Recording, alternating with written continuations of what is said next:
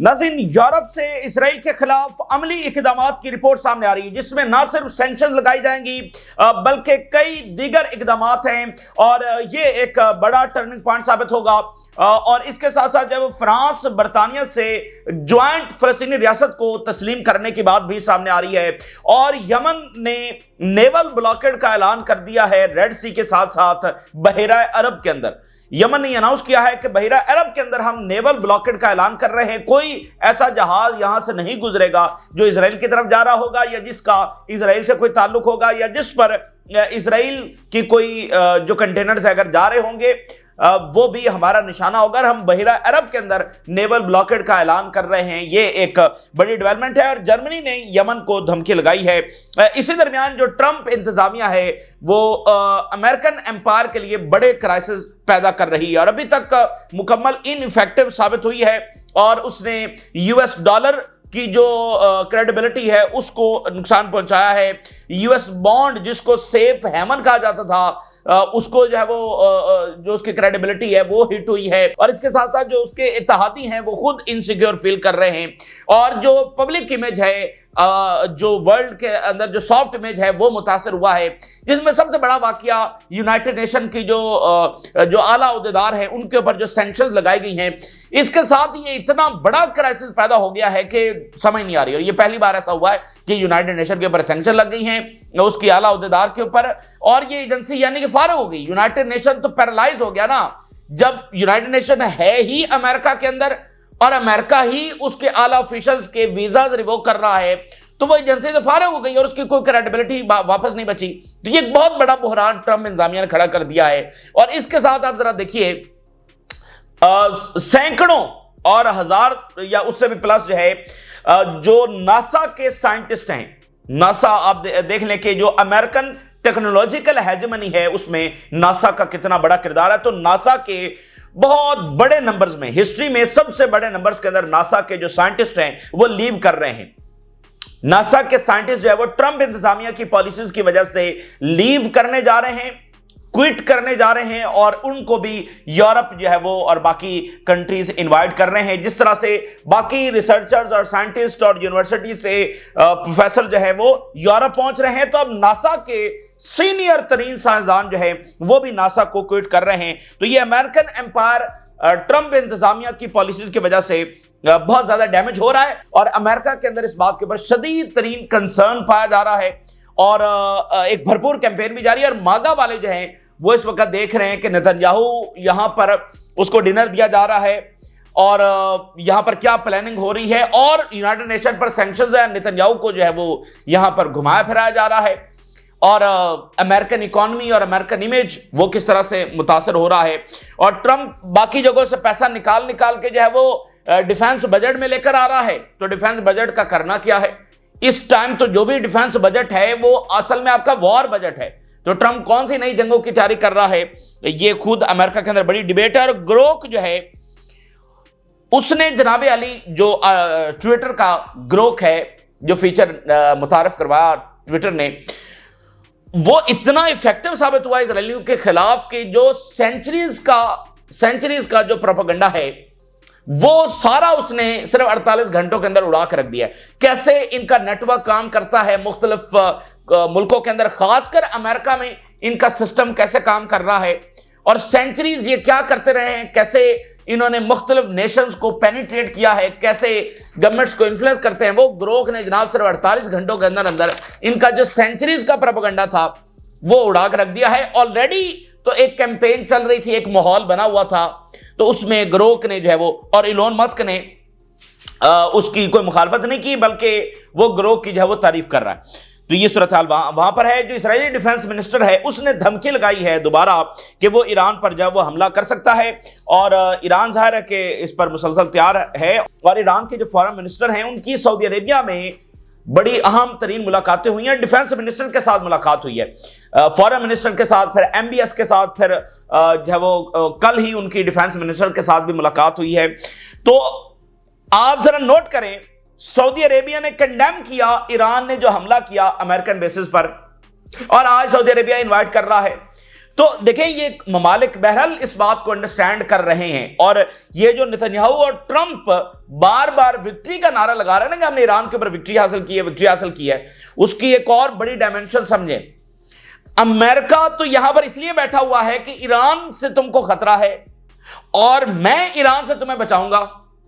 अगर यह साबित हो जाए कि अमेरिका और इजराइल मिलकर ईरान से हार गए हैं, तो फिर वे ये कौन सा प्रोटेक्टर है जो यहां पर बैठा हुआ है? एक तो ये फेक बयानिया ना कि भाई ईरान से खतरा है, दूसरा ये कि वो कह रहा है मैं बचाऊंगा। तो वो खुद अगर ईरान से हार जाए, अगर ईरानी मिसाइलों को वो ना रोक सके, तो फिर पूछा जाएगा ना कि भाई आप तो हमें बचाने के लिए बैठे हुए, आप खुद नहीं बच रहे। तो ये एक बहुत बड़ी डायमेंशन है। और ईरान के फॉरेन मिनिस्टर को सऊदी अरेबिया में इन्वाइट किया जाना, और देखें फिर एक होता है बस एक बात हो गई, फॉरेन मिनिस्टर से अलग मुलाकात है, एमबीएस के साथ अलग मुलाकात है, फिर एमबीएस के भाई डिफेंस मिनिस्टर जो अभी सऊदी वहां से अमेरिका से होकर आ रहे हैं, उनसे अलग मुलाकात है, और फिर नोट्स एक्सचेंज हुए हैं। नोट्स एक्सचेंज इस तरह से होते हैं कि भाई जो हमारी अंडरस्टैंडिंग है, क्या आपकी भी वही अंडरस्टैंडिंग है, जो चीजें हमने तय की हैं क्या वही है या उसमें कोई बदलाव है, तो इसलिए नोट्स भी एक्सचेंज होते हैं। तो बड़ी तफसीली मुलाकात वो यहां से करके जा रहे हैं। तो ये जो प्लान करके बैठे हुए थे कि आपस में लड़ेंगे, तो उसमें ये जो रियासतें हैं वो बहरहाल एक विजडम का मुजाहरा जो है वो कर रही हैं। हिजबुल्लाह के हवाले से एक मुसलसल वहां पर लॉबिंग जारी है, लेबनीज गवर्नमेंट के ऊपर प्रेशर है, एक पूरा क्राइसिस जो है वो वहां पर खड़ा हुआ है। लेकिन ताजा तरीन इंटेलिजेंस रिपोर्ट क्या है हिजबुल्लाह के हवाले से, और हिजबुल्लाह किस तरह से अपने आप को डिफरेंट कंडीशंस के अंदर प्रिपेयर कर रही है, और जो उसका रीजनल इन्फ्लुएंस है उसको वो उसी तरह से मेंटेन रखेगी, और किसी सूरत जो है वो हथियार नहीं डालेगी, और इसमें जो अमेरिका और इजराइल है उसको शिकस्त होने वाली है। ये नई इंटेलिजेंस रिपोर्ट आई है, ये भी आपके सामने रखेंगे। अगर हम यूरोप से शुरुआत करें तो देखिए वाशिंगटन के अंदर मुलाकातें हो रही हैं, और वहां पर ऐसी मुलाकातें हैं, और ट्रंप है और नेतन्याहू है कि कोई एतबार नहीं है कि भाई क्या होगा। और मीडिया की डिफरेंट रिपोर्ट्स हैं, अमेरिकी मीडिया कभी सीज फायर की बात करता है, कभी कहता है ट्रंप बहुत प्रेशर डाल रहा है नेतन्याहू के ऊपर, कभी खबर आती है नहीं जी ईरान पर हमले की तैयारी हो रही। तो कोई सर्टेनिटी नहीं है, एक अनसर्टन सा माहौल है, और जो एक रिकॉर्ड है 21 महीनों का कि कोई भी फैसला हो सकता है। तो दुनिया क्या कर रही है? दुनिया देख रही है कि वहां से हतमी फैसला क्या आएगा, तो उसके मुताबिक वो अपने इकदाम को तैयार कर रही है। दुनिया ये सिग्नल कर रही है कि अगर यहां पर सीज फायर नहीं हुआ तो फिर वो क्या क्या इकदाम उठाएंगे, कोई मजबूरी से उठाएंगे और कोई सही मानों में हक और सच के साथ खड़े होने के लिए उठाएंगे। तो यूरोप भी सिग्नल दे रहा है। यूरोप जो इस पूरी जारियत में मुकम्मल तौर पर उनकी सपोर्ट जारी रही है, और अभी वहां से असला वगैरह आ रहा है, लेकिन यहां से आगे फिर एक ऐसी जंग है और फिलिस्तीनियों की डिस्प्लेसमेंट जिसको यूरोप अफोर्ड नहीं कर सकता। हम कई बार ये डिस्कस कर चुके हैं। तो यूरोप ये सिग्नल दे रहा है कि अगर सीजफायर नहीं होता, अगर हतमी फैसले में अगर सीजफायर नहीं होता, तो फिर हम सैंक्शन लगाने जा रहे हैं। ये यूरोप से क्लियर सिग्नल आ रहा है। एक तो जो फ्रांस और बरतानिया का दौरा हो रहा है, उसमें फ्रांस के सदर की बरतानिया के जो प्राइम मिनिस्टर हैं उनके साथ ज्वाइंट प्रेस कॉन्फ्रेंस हुई है, और ज्वाइंट प्रेस कॉन्फ्रेंस में मैक्रोन जो है वो बरतानिया के प्राइम मिनिस्टर को कह रहे हैं कि वक्त आ गया है कि हम मिलकर फलस्तीनी रियासत को तस्लीम करें। ये इंपॉर्टेंट लम्हात हैं कि फ्रांस के सदर ज्वाइंट प्रेस कॉन्फ्रेंस में कह रहे हैं कि हमें फलस्तीनी रियासत को तस्लीम करना होगा। और साथ मैक्रोन ने बड़ी इंपॉर्टेंट बात की है, उन्होंने कहा कि गजा में इजराइल अपने मकासद कभी अचीव नहीं कर सकेगा, यहां पर इजराइल को कोई कामयाबी होने वाली नहीं है। साथ उन्होंने यह भी बात की है, यानी जंग रुके ना रुके, वो इस बात को कंफर्म कर रहे हैं कि इजराइल को यहां से कोई कामयाबी हासिल नहीं होगी। Macron calls in joint press conference with British prime minister for a joint French British recognition of the state of Palestine.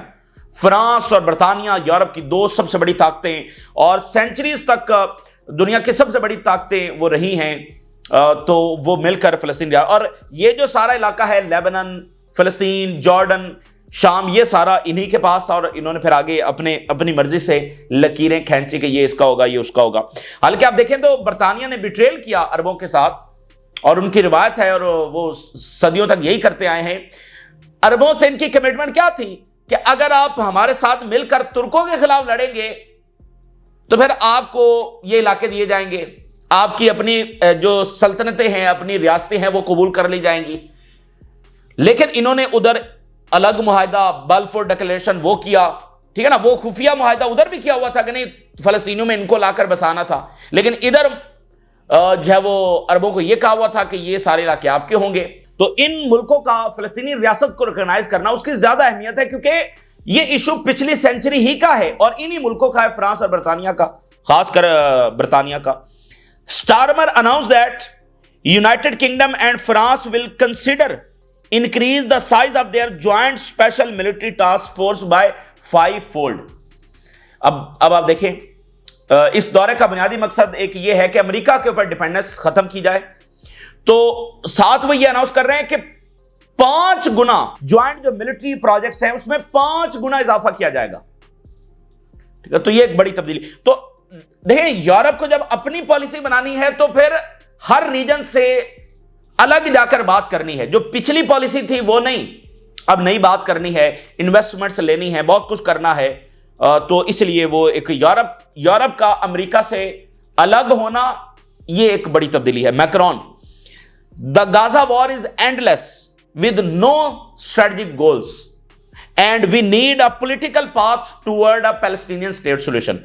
Macron ने जब ये जारियां शुरू हुई थी तो पहले ही महीने में सीज फायर का मुतालबा कर दिया था, और मैक्रोन ने यह कहा था कि अगर इसराइल ये कहता है कि वो हमास को हराएगा तो वो ये जान ले कि कम से कम इसको 10 साल चाहिए हमास को हराने के लिए।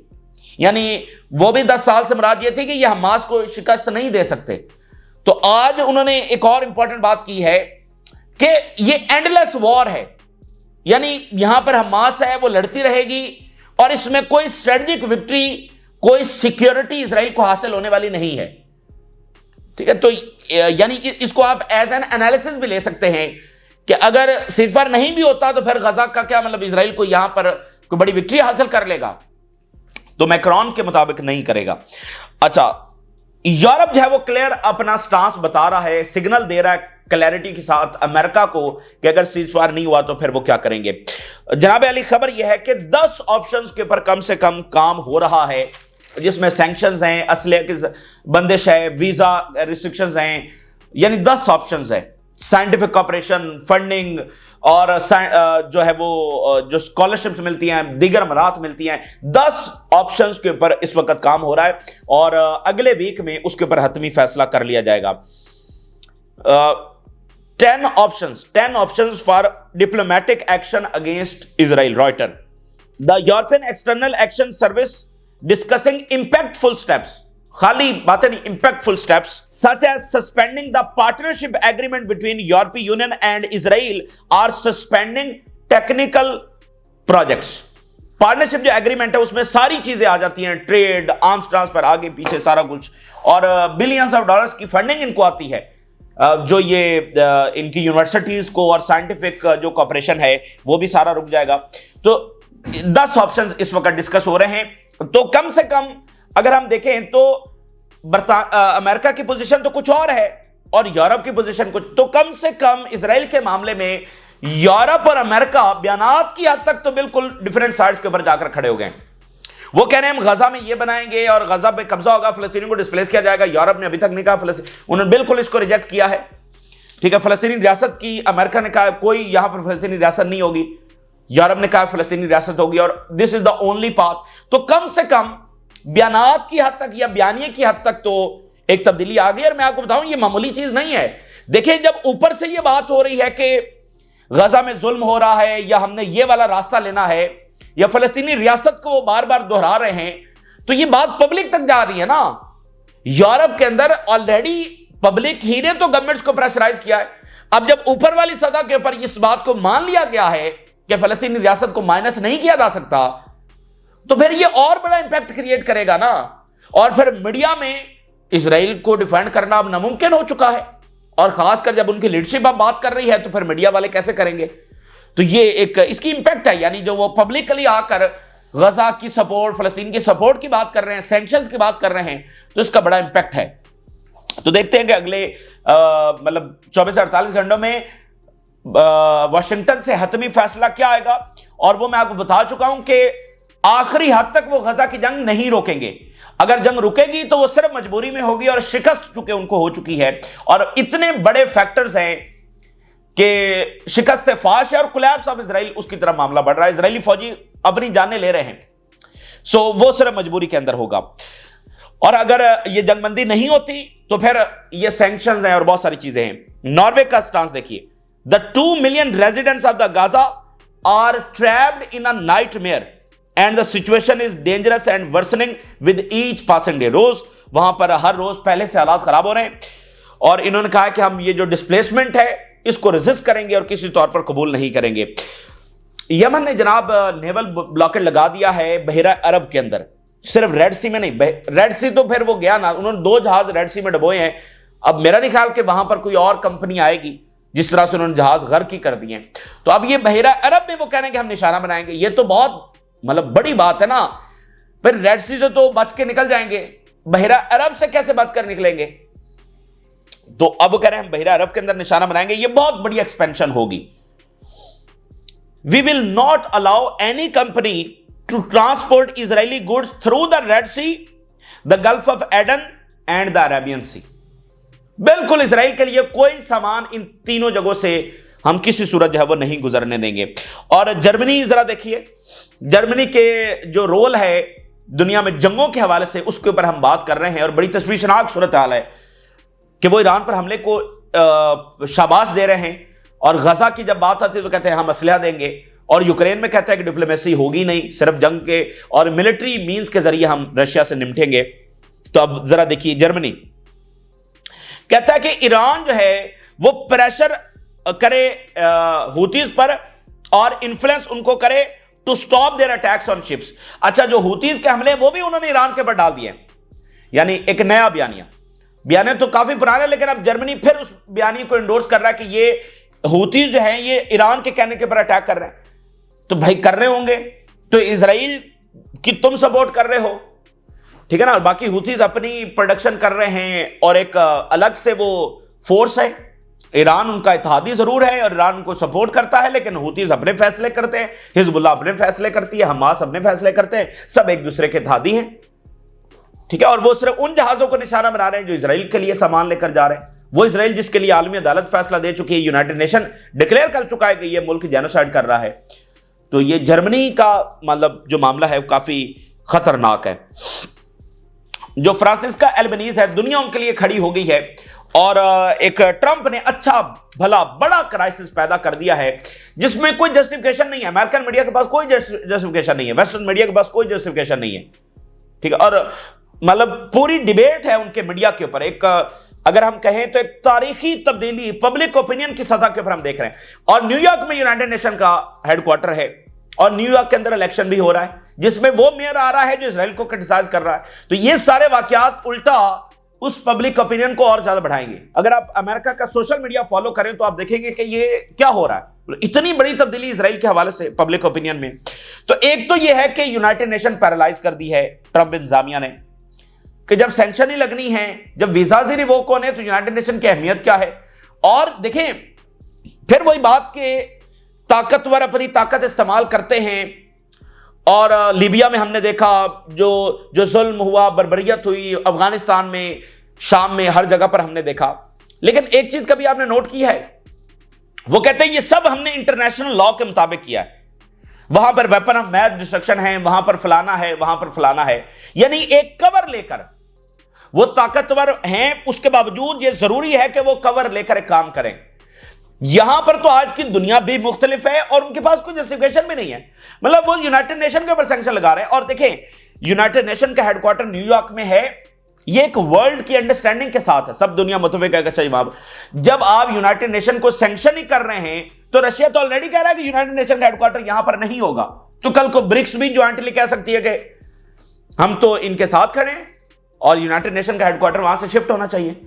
तो ये ऑर्डर अपने आप में गिर रहा है और अमेरिका ने इसराइल के लिए इस चीज को कुर्बान किया, अपने ऑर्डर को कुर्बान किया और अमेरिकन इससे खुश नहीं है।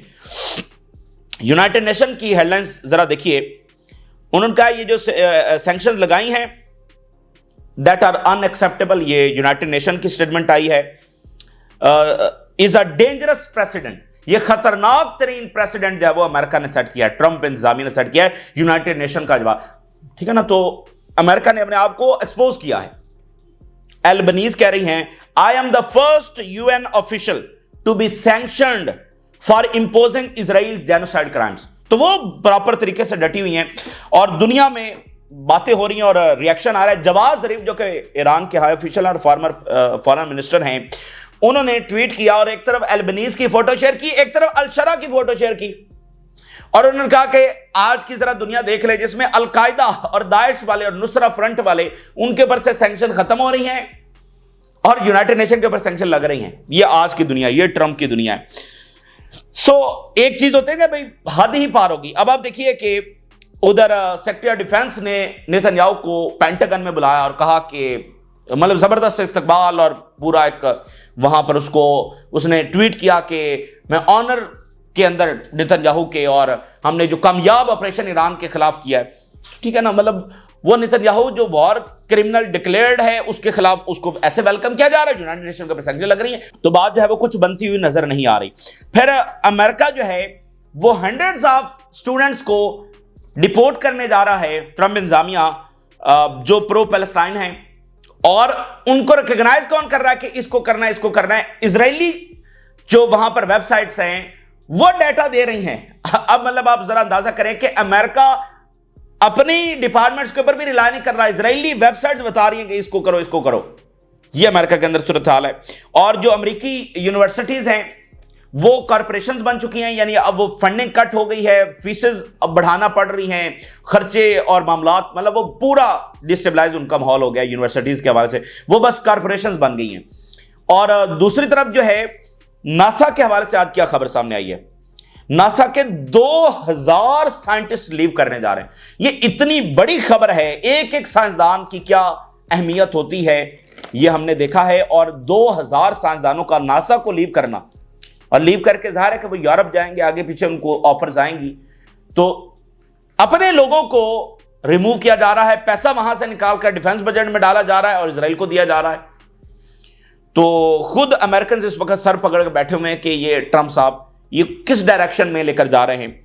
नासा स्टार्स में फॉल, नासा के सितारे जो है वो में फॉल, ठीक है ना, यानी जो इसका मतलब ये है कि जो उनकी डोमिनेंस है, जो उनकी सक्सेस है, वो सवाल की तरफ जाने वाली है। Trump trigger mass exit of 2000 scientist, NASA set to lose 2100 senior staff members as Trump looks to slash agency fund. Reuters, more than 2000 senior employees expected to depart from NASA. Over 2000 senior staff set to leave NASA under agency push. NASA faces major talent drain हो रहा है। यह America की तारीख में पहली बार हो रहा है। दुनिया अमेरिका की तरफ जाती है, अमेरिका से यह पहली बार टैलेंट ड्रेन हो रहा है। As over 2000 senior staff depart. तो यह है अमेरिका की सूरत हाल। और चीन की सूरत हाल क्या है, जो कंपटीटर है अमेरिका का? चीन ने कामयाब तरीन तजुर्बा आज किया है और उन्होंने वो ट्रेन, यानी दुनिया की तेज तरीन ट्रेन, इससे पहले भी उनके पास जो ट्रेन है वो दुनिया की तेज तरीन ट्रेन है, लेकिन अब उसमें भी इजाफा हुआ है। उन्होंने जनाब कामयाब तजुर्बा किया है। जो प्रोटोटाइप उनकी ट्रेन है, स्पीड ट्रेन, वो 1000 किलोमीटर पर आवर के हिसाब से जो है ना ट्रैवल कर सकती है, यानी कि जो पैसेंजर त्यारे हैं वो भी इसी स्पीड के साथ फ्लाई करते हैं। तो उन्होंने अपनी ट्रेन्स को पैसेंजर त्यारों के बराबर स्पीड ले गए हैं। ये है चाइना। और उधर क्या है कि नासा के लोग छोड़ रहे हैं और यूनिवर्सिटीज की सूरत हाल, जिसकी वजह से अमेरिकन एम्पायर खड़ा है और जो 7 अमेरिकन एलाइज हैं वो आपके सामने। तो बहरहाल ये हर एक एम्पायर में कोई ना कोई बादशाह आता है जो खुद ही एम्पायर को डिक्लाइन की तरफ लेकर जाता है। अब ये जरा खबर देखिए, Xi Jinping declares no one can stop Taiwan unification. दुनिया में कोई ऐसी ताकत नहीं है जो हमें ताइवान लेने से रोक सके। चाइना के president, China Delhi, Beijing urge यूरोपीय union to pursue a more positive policy toward China. Beijing ने चाइना को कहा है कि हमारे हवाले से, चाइना के हवाले से जो पॉलिसी है उसको जरा बदले। यानी चाइना ने यूरोपीय यूनियन को कहा कि पॉजिटिव पॉलिसी हमारे हवाले से रखें, हम आपके साथ चलना चाहते हैं, ट्रस्ट बिल्ड। तो ये यानी चाइना फोकस कर रहा है यूरोपीय यूनियन के ऊपर, जो कि अमेरिका के इत्तेहादी है, और उनको कह रहा है कि हमारे हवाले से पॉजिटिव पॉलिसी जो है वो बनाएं।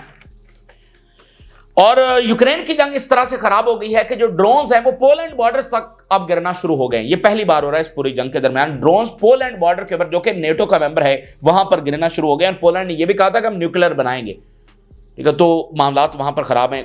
इजरायली डिफेंस मिनिस्टर ने धमकी लगाई है, Israel will strike Iran again if threatened bye Tehran. अगर तेहरान से हमें दोबारा खतरा हुआ तो दोबारा ईरान पर हमला करेंगे। ये बिल्कुल अपना जना हवास बाख्ता हो चुके हैं। और ईरानी जनरल ने बताया है कि जब इजराइल ने अटैक किया और असैसिनेशंस की तो with in hours supreme leader ने किस तरह से मोराल बढ़ाया सबका, और फिर विद इन आवर्स जो है वो नए कमांडर्स जो है वो अपॉइंट किए, and they are competent individuals resembling the generation of martyr leaders. वो भी उतने ही तगड़े हैं, उतने ही बहादुर हैं, उतने ही समझदार हैं जैसे मर्टायर लीडर्स थे। And they immediately entered the field, ये आज उन्होंने डिटेल बताई है। और ईरान के सदर ने आगे से बताया है कि any repeated aggression against Iran will face a more powerful and painful response, ये ईरान के सदर ने बताया है। और हिजबुल्लाह के हवाले से इंटेलिजेंस रिपोर्ट में यह बताया गया है कि हिजबुल्लाह अपना जो रीजनल इन्फ्लुएंस है उसको बरकरार रखेगी हर सूरत। उसने बिल्कुल ये फैसला किया है कि वो किस सूरत जब वो हथियार नहीं डालेगी, और ये जो अमेरिका और इसराइल जो मकासद अचीव करना चाहते हैं वो किस सूरत नहीं होंगे। अब देखें ना कि इसराइल को हिजबुल्लाह के खिलाफ क्या अस्करी कामयाबी मिली है, अब इस नाकामी को वो कैसे हल कर रहे हैं, कैसे इसको बदल रहे हैं। लेबनीज गवर्नमेंट को इन्वॉल्व करके, उसको प्रेशराइज करके, रोजाना बमबारी करके, और लेबनीज गवर्नमेंट हिजबुल्लाह को कह रही है तुम रिस्पॉन्ड ना करो, और वो जनाब वहां पर बने हुए हैं कि देखिए हमने हिजबुल्लाह के साथ, हिजबुल्लाह से ये हारे हैं, हिजबुल्लाह अपनी जगह पर मौजूद है, लेकिन चूंकि लेबनीज गवर्नमेंट दरमियान में आ गई तो ये एक इशू है कि अगर हिजबुल्लाह फिर भी अटैक करती है तो आपस में एक अंदरूनी लड़ाई छिड़ जाएगी जो हिजबुल्लाह नहीं चाहती, क्योंकि उसमें भी दुश्मन ही का फायदा होगा। तो लेबनीज गवर्नमेंट को सोचना चाहिए। ये इस वक्त की ताजा तरीन सूरत हाल है जो आपके साथ शेयर किया। आपने राज रोगा करने इजाजत दीजिए। अल्लाह हाफिज।